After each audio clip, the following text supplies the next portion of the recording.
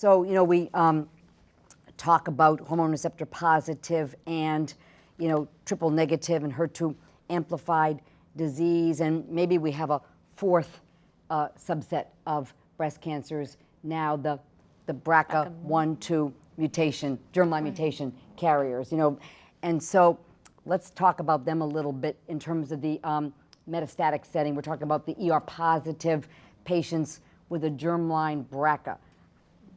How do you think about their therapy these days, Debu? Well, we tend to think of BRCA mutation carriers as having triple negative breast cancer, but if you look at all of the BRCA1 and 2 patients that present and have been enrolled on the 2 trials that have been reported with PARP inhibitors, the Olympiad trial with olaparib and then the talazoparib trial, 45% of the patients had hormone receptor positive breast cancers, and they did benefit from the addition of PARP inhibitor.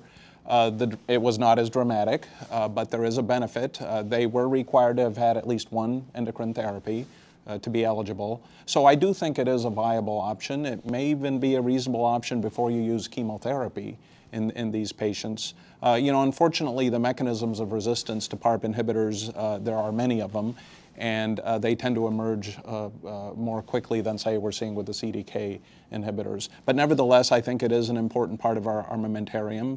It does now speak to the need for us to really be genotyping our patients more frequently than we used to, because now it has implications in therapy.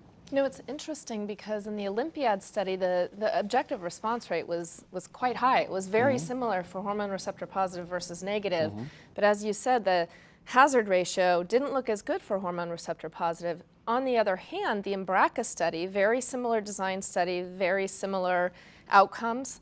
The hormone receptor status didn't appear to impact benefit from the use of a PARP inhibitor versus chemo. So the data's been kind of inconsistent right now.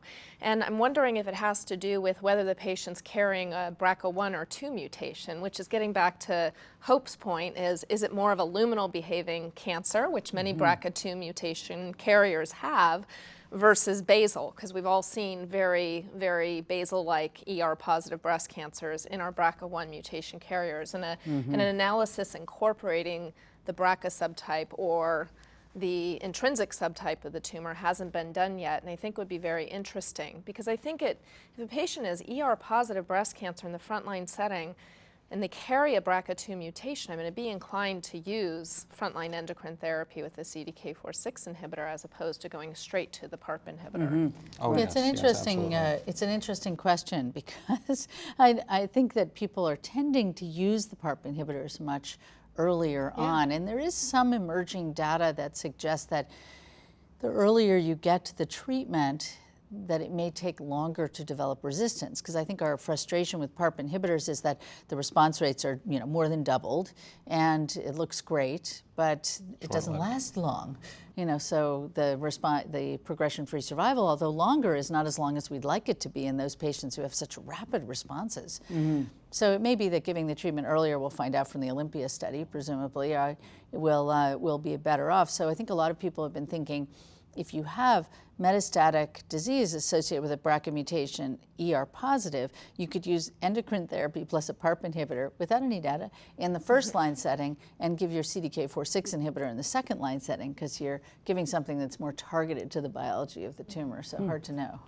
I would actually think about using our CDK4/6 inhibitors the way we do, and then we think about chemotherapy, perhaps utilize this benefit of the response rate, the rapid response rate we see, and use them before we use the chemotherapy. In fact, Mark Robson updated the overall survival data at AACR from the Olympiad trial with 64% maturity, and there was no overall survival benefit for the overall population. But interestingly, the patients who had first-line PARP inhibitor had a longer OS benefit compared to the chemotherapy. Yeah, that was fascinating. Hence the idea that we could give it in the very first line setting, because so far we don't have survival data on CDK4/6 inhibitors. We know they work great in the second line setting. Why not give the PARP first? And interesting. I have a couple of patients, I have to admit, on first line.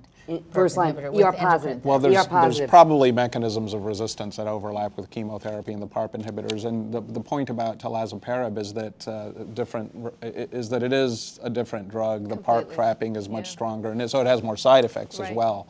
So I think I certainly would agree with everything that's been said here, that for endocrine therapy, we should be using the CDK inhibitors initially. You get the biggest bang for your buck, the longest extension in PFS.